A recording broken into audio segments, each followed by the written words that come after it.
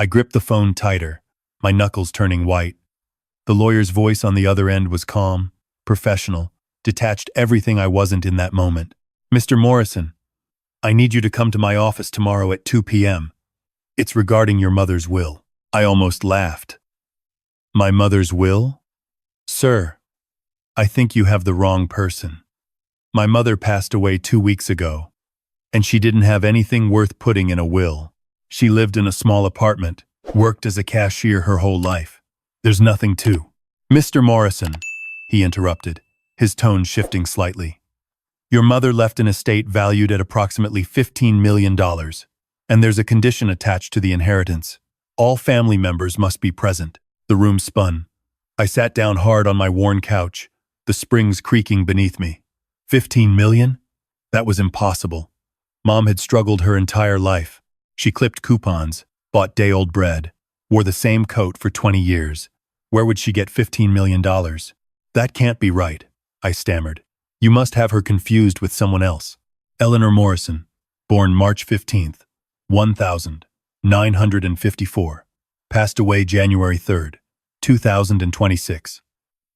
Is that your mother, sir? Yes, but then I'll see you tomorrow at 2.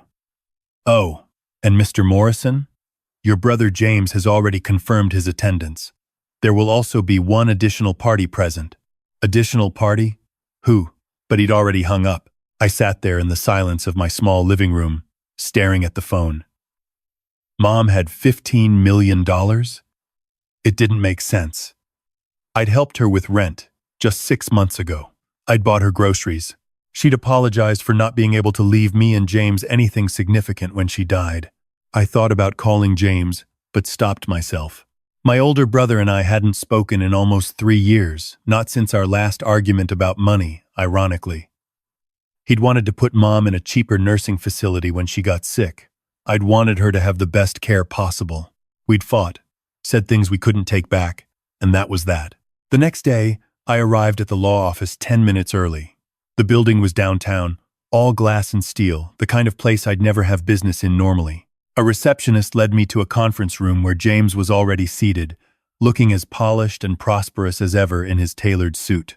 Little brother, he said, not standing, barely looking at me. James. We sat in uncomfortable silence until the door opened again. The lawyer entered, a thin man in his 60s named Robert Hastings, followed by a woman I'd never seen before. She was maybe in her early 40s, with dark hair pulled back in a simple ponytail, wearing jeans and a modest sweater. Her eyes were cautious, guarded, as she took a seat across from us. She looked at me, then at James, then down at her hands. "Who's this?" James demanded, his corporate attorney voice coming out. "Mr. Hastings, this is a family matter. I don't appreciate strangers being present. This is Angela Reeves," Hastings said calmly, opening his briefcase. "And she has every right to be here. Your mother's will specifically names her." "Names her as what?" I asked. "I don't understand. Who is she?" Hastings pulled out a thick document and several sealed envelopes. "Perhaps it's best if I read the will first. Then things will become clearer." He cleared his throat and began. The legal language washed over me, declarations and whereas clauses, until he got to the heart of it. "I, Eleanor Morrison, being of sound mind, hereby leave my entire estate, valued at $15,300,000, to be distributed among my children." However, Hastings paused, looking at each of us. "This inheritance comes with a condition. The money will only be released when the truth about our family is revealed. Each of you has received an envelope. Inside are clues. The person who discovers the family secret will determine how the estate is divided." James shot to his feet. "This is ridiculous. What kind of game is this? I'm her eldest son. I deserve." "Sit down, James," I said quietly. Something cold had settled in my stomach. "Family secret? What secret?"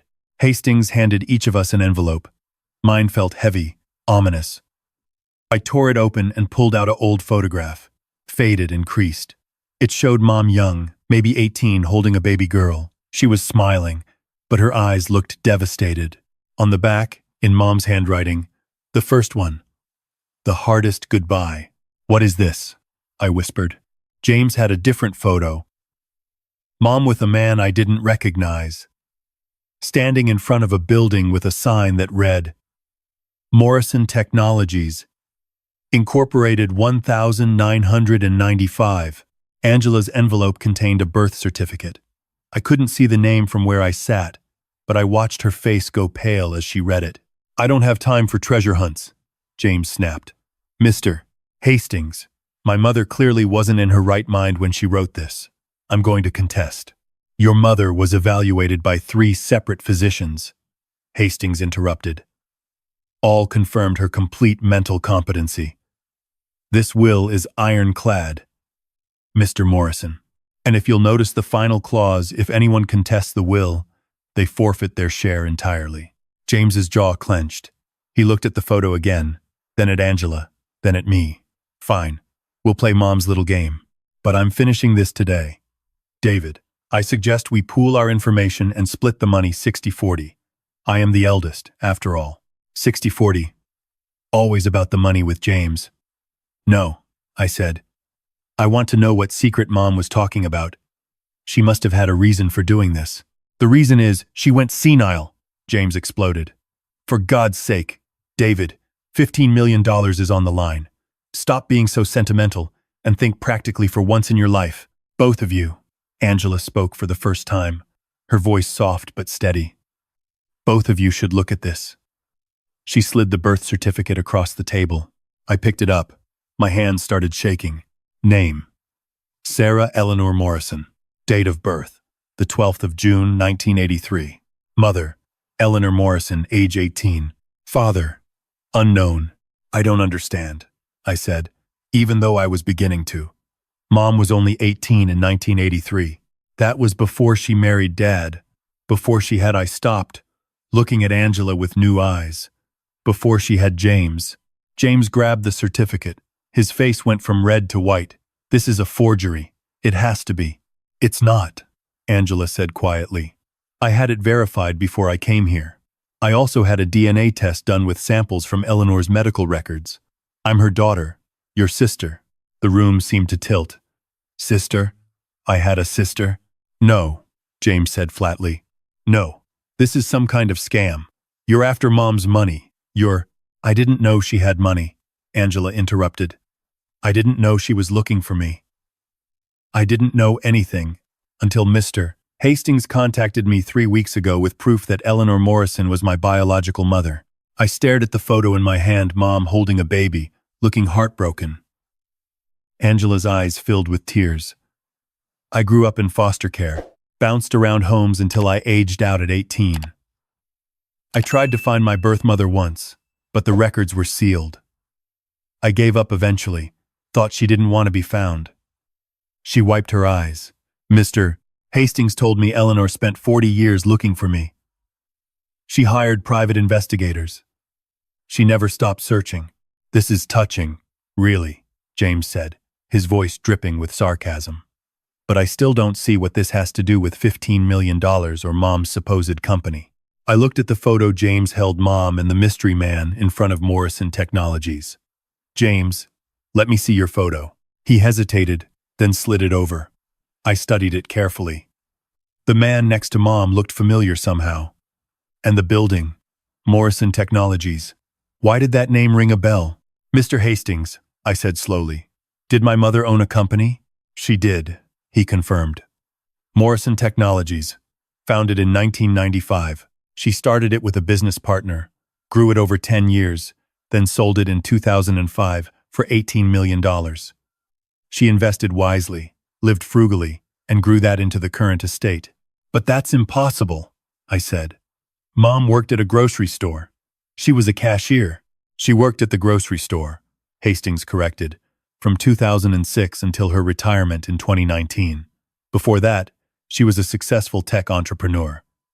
She chose to live simply afterward. James had gone very quiet. Too quiet. James?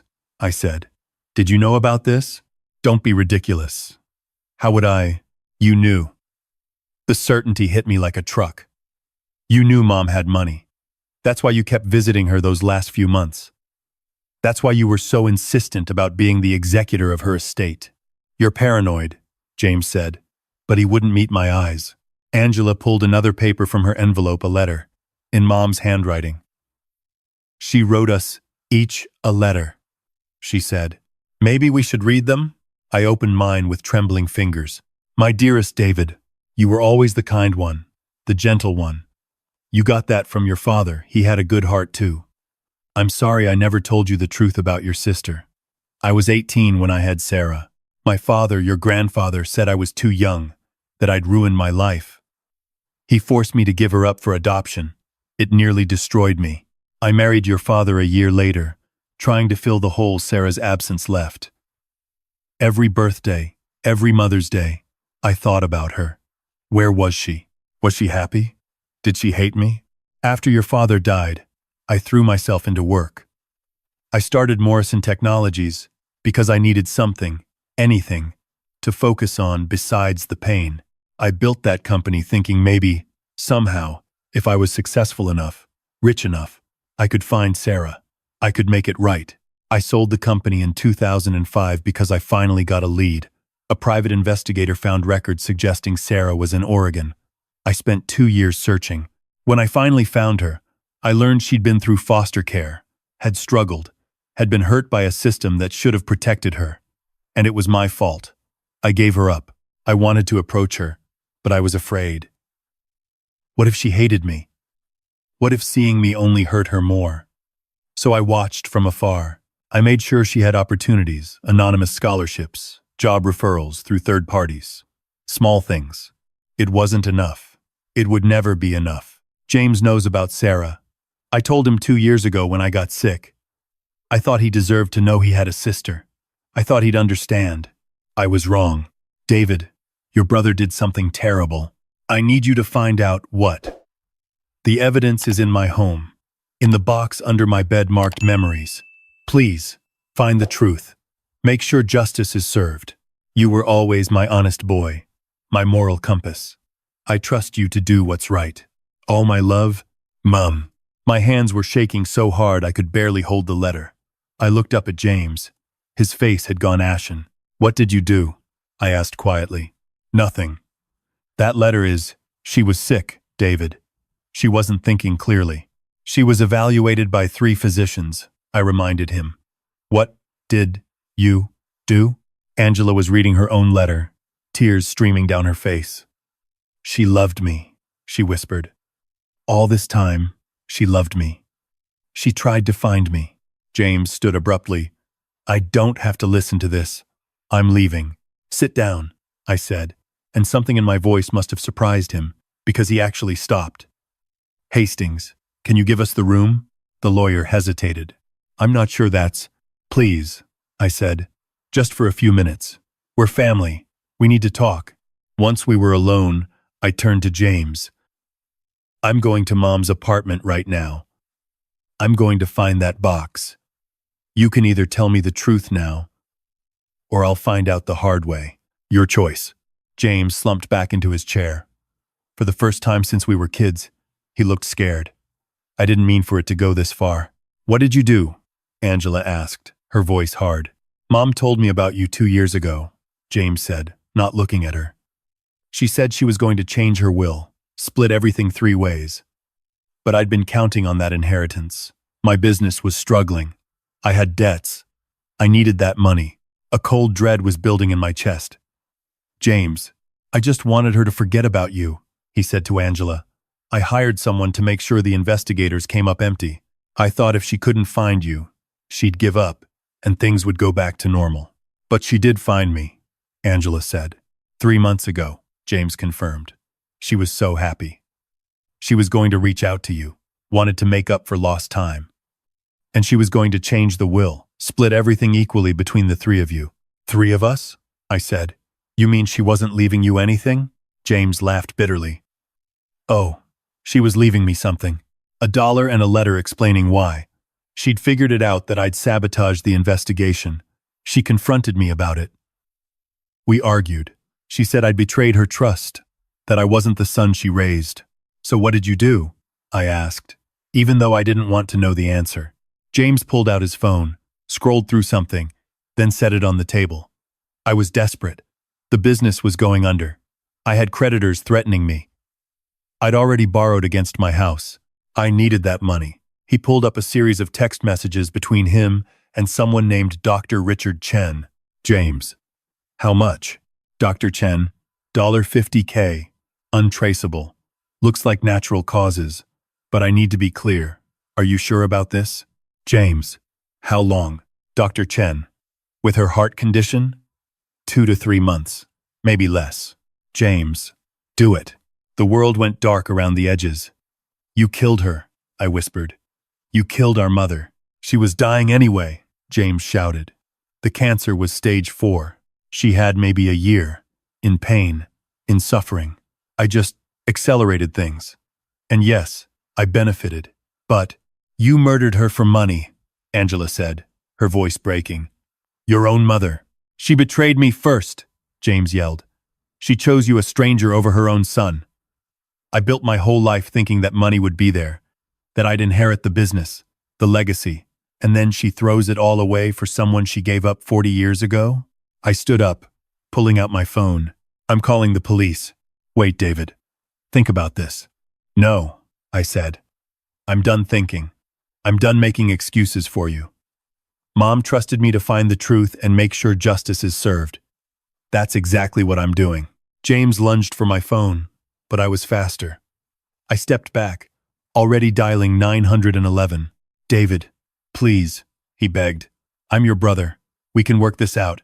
We can split the money. Forget all this. You're not my brother, I said coldly. My brother would never have done this. My brother died the same day Mom did, the day you decided money was more important than family. The police arrived within 20 minutes. I showed them the text messages on James's phone, told them about Dr. Chen. By the time they led James away in handcuffs, he wasn't the powerful businessman anymore. He was just a small, pathetic man who'd traded his soul for money he'd never get to spend. Angela and I sat in that conference room long after everyone left. Mr. Hastings had explained that with James forfeiting his share due to the murder, the entire estate would be split between Angela and me, $7.5 million each. I don't want it, Angela said quietly. It feels wrong, taking money from this. Mom wanted you to have it, I said. She worked her whole life, built a company, invested wisely, all so she could make up for the years you lost. Don't let James's actions take that away from her, from you.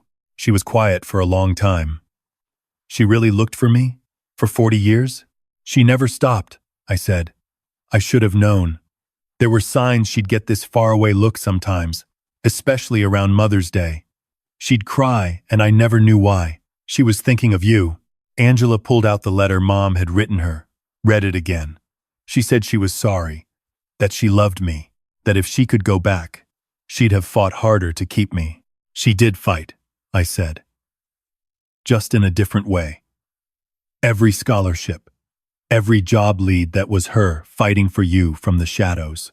3 weeks later, we held a memorial for Mom, a real one, just the two of us. We scattered her ashes in the ocean at sunset, the way she'd requested in a letter neither James nor I had ever known about. Angela and I split the money. She quit her job at the call center and went back to school to become a teacher, something she'd always wanted to do. I paid off my debts, set up a college fund for the neighborhood kids in Mom's name, and kept enough to live comfortably. James was convicted of first-degree murder. The DA found Dr. Chen, who turned state's evidence in exchange for a lighter sentence. The trial lasted 3 months. I attended every day, watching as they laid out exactly how James had paid to have drugs slipped into Mom's medications, drugs that interacted with her heart condition and slowly poisoned her. The prosecution painted a picture of a man consumed by greed, willing to murder his own mother for money.